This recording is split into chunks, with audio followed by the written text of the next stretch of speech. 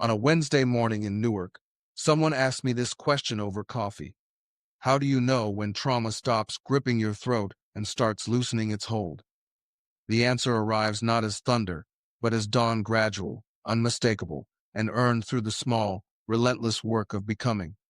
Healing from severe trauma isn't about erasing what happened. It means fewer symptoms that bother you less, and more confidence that you'll cope with memories when they surface. It's the difference between being haunted and being whole enough to carry what you've survived. You start seeing yourself differently.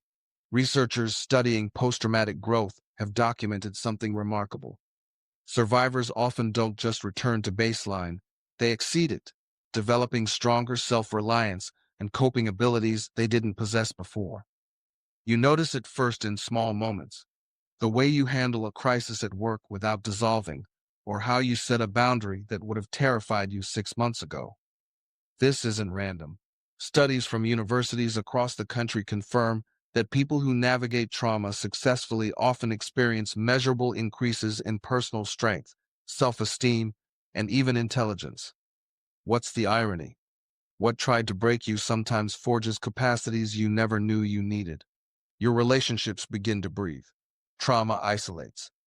But here's where the research gets interesting. Adults who experience childhood trauma often develop elevated empathy compared to those who didn't, as if surviving pain rendered them more attuned to suffering in others. You'll feel it when you're able to express emotion without apologizing for taking up space, or when conversations deepen because you're no longer performing in vulnerability.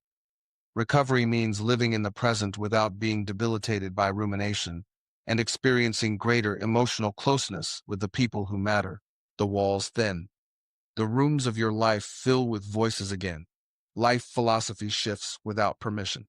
Post-traumatic growth research identifies 5 key areas where people transform: relating to others, discovering new possibilities, recognizing personal strength, undergoing spiritual change, and developing deeper appreciation for life itself. Suddenly, you're less interested in shallow ambitions and more drawn to work that means something.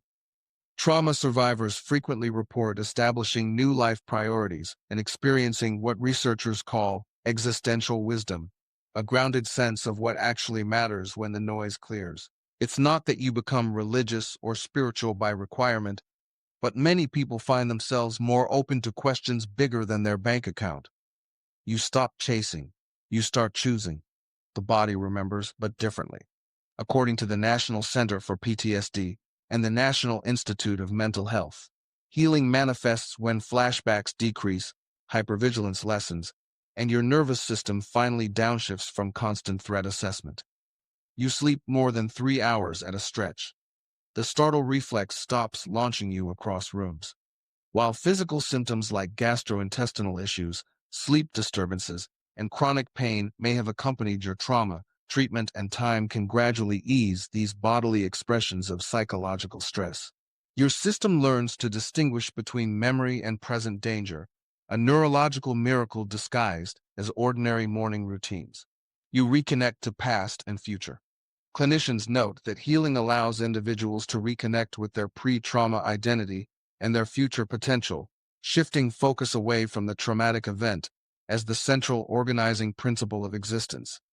You start planning again not manic escape fantasies, but practical, grounded moves toward a life you want to inhabit. When you reach a sense of calm and stability, living in the present without debilitating rumination, you know you're on your way. The trauma becomes part of your story rather than the totality of it. You're authoring new chapters, even if your hand still shakes some days while holding the pen. The bottom line: healing from deep trauma is neither linear nor complete, but it's identifiable.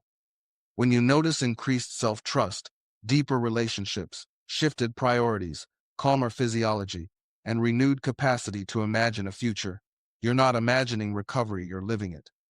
Research shows that with support, healthy coping mechanisms, and often professional treatment, people can develop remarkable resilience and return to work, school, and meaningful activities with significantly reduced distress. The scars remain. The story continues. That's not weakness, it's proof that you bend without breaking, which is about as strong as humans get.